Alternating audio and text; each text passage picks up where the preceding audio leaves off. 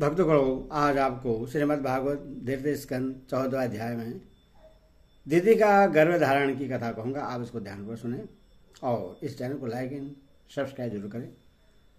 कथा हसनी श्री सुखदेव जी कहते हैं, राजन, प्रयोजनवश शुकर बने श्री हरि की कथा को मैत्री जी के मुख से सुनकर भी भक्ति व्रतधारी विदुर जी को पूर्ण तृप्ति न हुई। अतः उन्होंने हाथ जोड़कर फिर पूछा। विदुर जी ने कहा, मुनिवर, हमने यह बात आपके मुख से अभी सुनी है कि आदि दैत्य हिरण्याक्ष को भगवान यज्ञ मूर्ति ने ही मारा था। ब्राह्मण, जिस समय भगवान लीला से ही अपनी दाढ़ों पर रखकर पृथ्वी को जल में से निकाल रहे थे, उस समय उनसे दैत्यराज हिरण्याक्ष की मुठभेड़ किस कारण हुई? श्री मैत्री जी ने कहा, विदुर जी, तुम्हारा प्रश्न बड़ा ही सुंदर है, क्योंकि तुम श्री हरि की अवतार कथा के विषय में ही पूछ रहे हो, जो मनुष्यों के मृत्यु पास का छेदन करने वाली है। देखो, उत्तानपाद का पुत्र ध्रुव बालकपन में श्री नारद जी की सुनाई हुई हरि कथा के प्रभाव से ही मृत्यु के सिर पर पैर रखकर भगवान के परम पद पर आरूढ़ हो गया था। पूर्व काल में एक बार इसी वाराह भगवान और हिरण्याक्ष के युद्ध के विषय में देवताओं के प्रश्न करने पर देवदेव श्री ब्रह्मा जी ने उन्हें यह इतिहास सुनाया था, और उसी के परंपरा से मैंने सुना है। विदुर जी, एक बार दक्ष की पुत्री दीदी ने पुत्र प्राप्ति की इच्छा से कामातुर होकर सायंकाल के समय ही अपने पति मरीचि नंदन कश्यप जी से प्रार्थना की। उस समय कश्यप जी कीर की आहुतियों द्वारा अग्निजिह्व भगवान यज्ञपति की आराधना कर सूर्यास्त का समय जान अग्निशाला में ध्यानस्थ होकर बैठे थे। दीदी ने कहा, विद्वन, मत वाला हाथी जैसे केले के वृक्ष को मशाल डालता है, उसी प्रकार यह प्रसिद्ध धनुधर कामदेव मुझ अबला पर जोर जताकर आपके लिए मुझे बेचैन कर रहा है। अपनी पुत्रवती सौतों की सुख स्मृति को देखकर मैं ईर्ष्या की आग से जली जाती हूं। अथवा आप मुझ पर कृपा कीजिए, आपका कल्याण हो। जिनके गर्भ से आप जैसा पति पुत्र रूप से उत्पन्न होता है, वही स्त्रियां अपने पतियों से सम्मानित समझी जाती हैं। उनका सूया संसार में सर्वस्व फैल जाता है। हमारे पिता प्रजापति दक्ष का अपनी पुत्री पर बड़ा स्नेह था। एक बार उन्होंने हम सबको अलग अलग बुलाकर पूछा कि तुम किससे अपना पति बनाना चाहती हो। वे अपनी संतान की सब प्रकार की चिंता रखते थे। अतः हमारा भाव जानकर उन्होंने उनमें से हम 13 पुत्रियों को, जो आपके गुण स्वभाव के अनुरूप थी, आपके साथ ब्याह दिया। अतः मंगल मूर्ति कमल नयन, आप मेरी इच्छा पूर्ण कीजिए, क्योंकि हे महतम, आप जैसे पुरुषों के पास दीन जनों का आना निष्फल नहीं होता। विदुर जी, दीदी कामदेव के वेग से अत्यंत बेचैन और बेबस हो रही थी। उसने इसी प्रकार बहुत सी बातें बताते हुए दीन होकर कश्यप जी से प्रार्थना की। तब उन्होंने उससे सुमधुर वाणी से समझाते हुए कहा, भीरू, तुम्हारी इच्छा के अनुसार मैं अभी अभी तुम्हारा पैर अवश्य करूंगा। भला जिसके द्वारा अर्थ, धर्म और काम तीनों की सिद्धि होती है, अपनी ऐसी पत्नी की कामना कौन पूर्ण नहीं करेगा।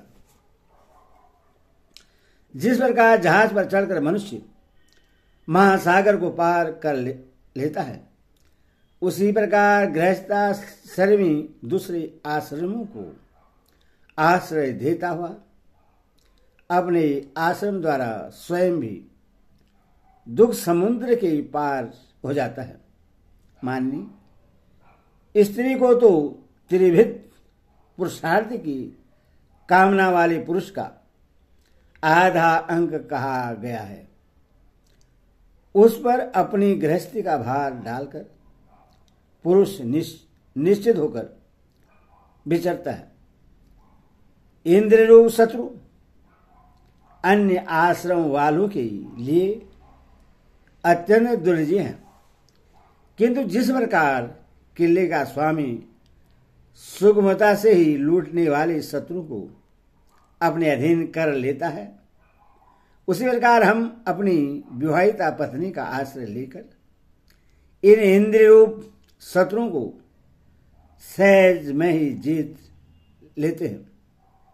गृहेश्वरी, तुम जैसी भार्या के उपकारों का बदला तो हम अथवा कोई भी गुणग्राही पुरुष अपनी सारी उम्र में अथवा जन्मांतर में भी पूर्ण रूप से नहीं चुका सकते, तो भी तुम्हारी इस संतान प्राप्ति की इच्छा को मैं यथाशक्ति अवश्य पूर्ण करूंगा। परंतु अभी तुम एक मुहूर्त ठहरो, जैसे लोग मेरी निंदा न करें। यह अत्यंत घोर समय राक्षस आदि घोर जीवों का है और देखने में ही बड़ा भयानक है। इसमें भगवान भूतनाथ के गण भूत प्रेत आदि घुमा करते हैं। साध्वी, इस सायंकाल में भूत भावन भूतपति भगवान शंकर अपने गण भूत प्रेत आदि को साथ लिए बैल पर चढ़कर विचरा करते हैं, जिनका जटाजुट शमशान भूमि से उठे हुए बडंबर की धूलि से दूषित होकर दिव्यमान हो रहा है, तथा जिनके सुवर्ण कांतिमय गौर शरीर में भस्म लगी हुई है, वे तुम्हारे देवर ससुर महादेव जी अपने सूर्य, चंद्रमा और अग्नि रूप 3 नेत्रों से सभी को देखते रहते हैं। संसार में उनका कोई अपना या पराया नहीं है, न कोई अधिक आदरणीय और न निंदनीय ही है। हम लोग तो अनेक प्रकार के व्रतों का पालन करके उनकी माया को ही ग्रहण करना चाहते हैं, जिससे उन्होंने भोग कर लाद मार दी है। विवेकी पुरुष अविद्या के आवरण को हटाने की इच्छा से उनके निर्मल चरित्र का गान क्या करते हैं। उनसे बढ़कर तो क्या उनके समान भी कोई नहीं है, और उन तक केवल सत्पुरुषों की ही पहुंच है। यह सब होने पर भी वे स्वयं पिशाचों का सा आचरण करते हैं। यह नर शरीर कुत्तों का भोजन है, जो अविवेक की पुरुष आत्मा मानकर वस्त्र, आभूषण, माला और चंदनादि से इसी को सजाते संवारते रहते हैं। वे अभागे हैं। आत्माराम भगवान शंकर के आचरण पर हंसते हैं। हम लोग तो क्या, ब्रह्मादि लोकपाल भी उन्हीं की बधी हुई धर्म मर्यादा का पालन करते हैं। वे ही इस विश्व के अधिष्ठाता हैं, तथा यह माया भी उन्हीं की आज्ञा का अनुसरण करने वाली है।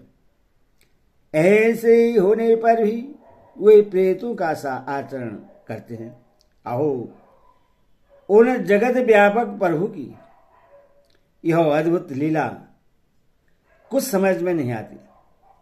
मैत्री जी कहते हैं, पति के इस प्रकार समझाने पर भी कामातुरादिति ने वैश्या के समान निर्जय होकर ब्रह्मर्षि कश्यप जी का वस्त्र पकड़ लिया। तब कश्यप जी ने उस निदित कर्म में अपनी भार्या का बहुत आग्रह देख देव को नमस्कार किया और एकांत में उसके साथ समागम किया। फिर जल में स्नान कर प्राण और वाणी का संयम करके विशुद्ध ज्योतिमय सनातन ब्रह्मा का ध्यान करते हुए उसी का जप करने लगे। विदुर जी, दीदी को भी उस निदित कर्म के कारण बड़ी लज्जा आई और वह ब्रह्मर्षि के पास जा सिर नीचा करके इस प्रकार कहने लगी। दीदी बोली, ब्राह्मण, भगवान रुद्र भूत के स्वामी हैं, मैंने उनका अपराध किया है, किंतु वे भूत श्रेष्ठ मेरे इस गर्भ को नष्ट न करे। मैं भक्त वाचा कल्पतरु उग्र एवं रुद्र रूप महादेव को नमस्कार करती हूं। वे सत्पुरुषों के लिए कल्याणकारी एवं दंड देने के भाव से रहित है, किंतु दुष्टों के लिए क्रोध मूर्ति दंड पानी है।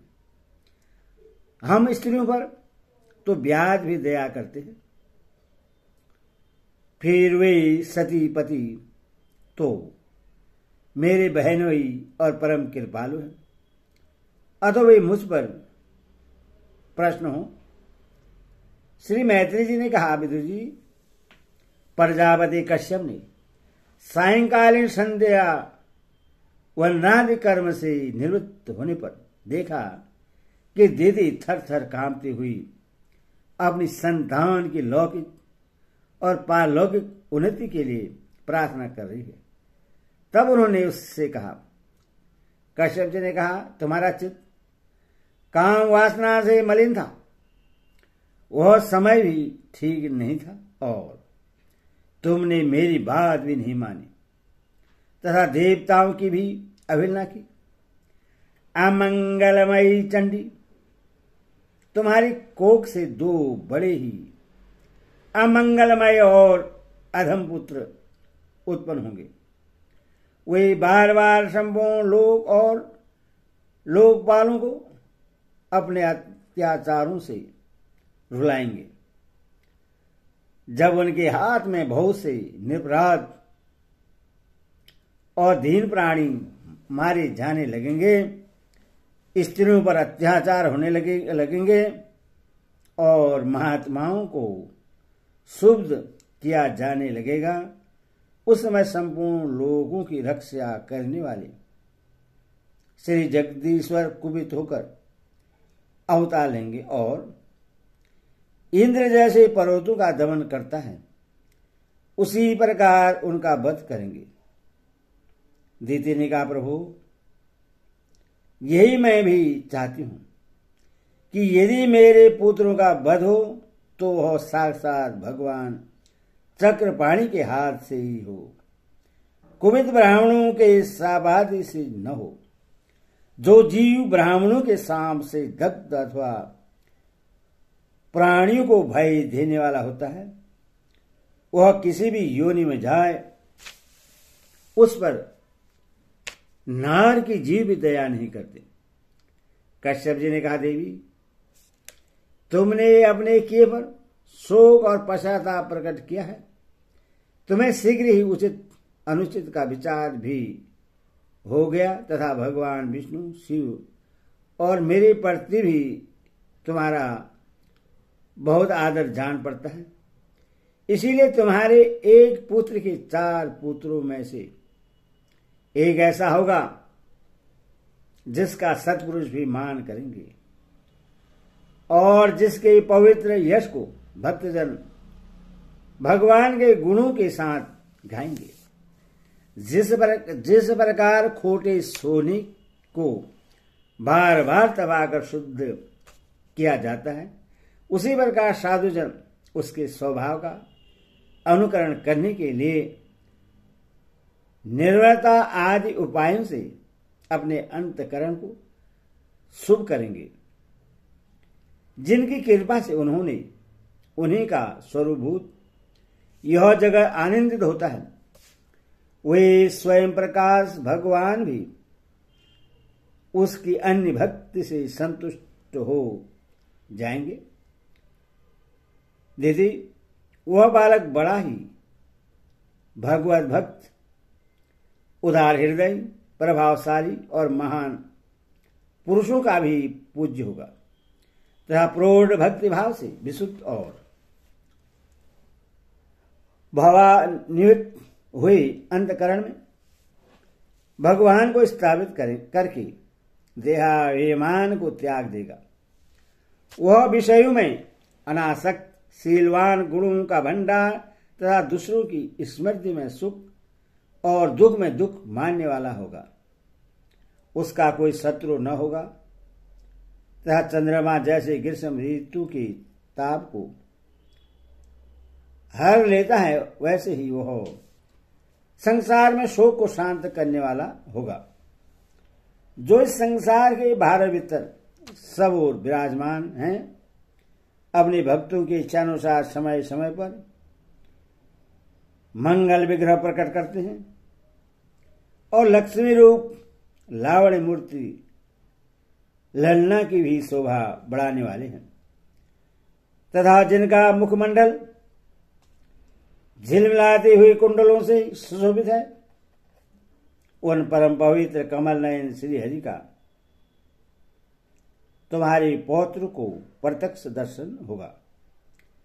श्री मैत्री जी कहते हैं, विदुर जी, दीदी ने